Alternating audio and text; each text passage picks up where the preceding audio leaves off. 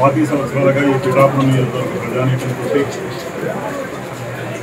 మమేకమయ్యి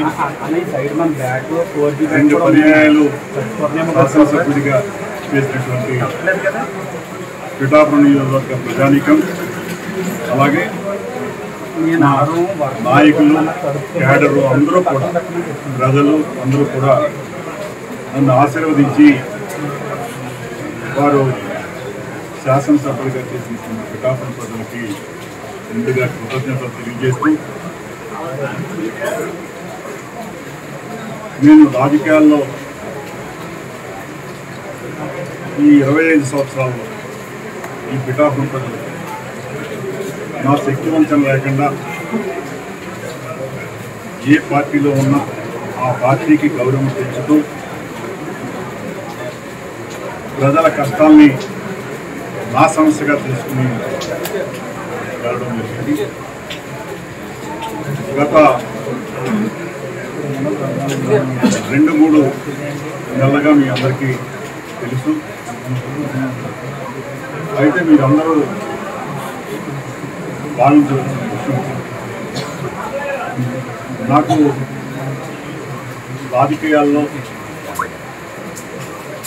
పనిచేసే తత్వమే తప్పించి ఏ పార్టీకి ఉంటే ఆ పార్టీకి గౌరవం పెంచే విధంగా, ఆ పార్టీని పెంచే విధంగా నాకు పనిచేయడమే తప్పించి ఎన్నిపోటు రాజకీయాలు కానీ ఇటువంటి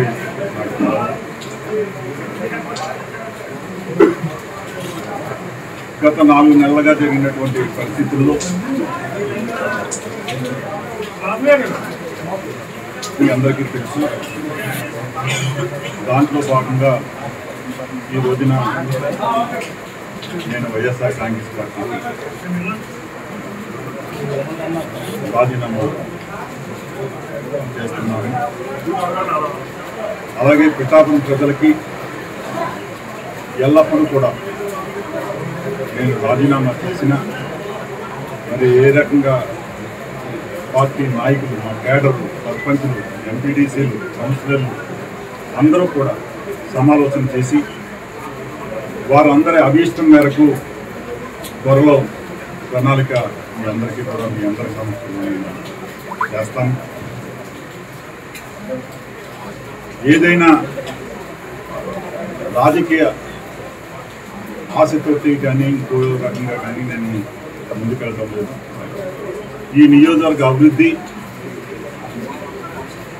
పిఠాపురం ప్రజల యొక్క భవిష్యత్తు ప్రతి ఒక్కరికి కూడా అండగా ఉంటాను. ఈ పిఠాపురంలోనే ఉంటాను.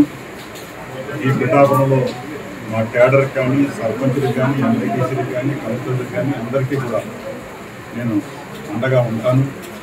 త్వరలో వాళ్ళందరితోటే నిర్ణయం తీసుకుని ముందుకు వెళ్తానని చెప్పి మీ అందరికీ కూడా సవినయంగా నమస్కారం చేస్తూ. Please subscribe .news.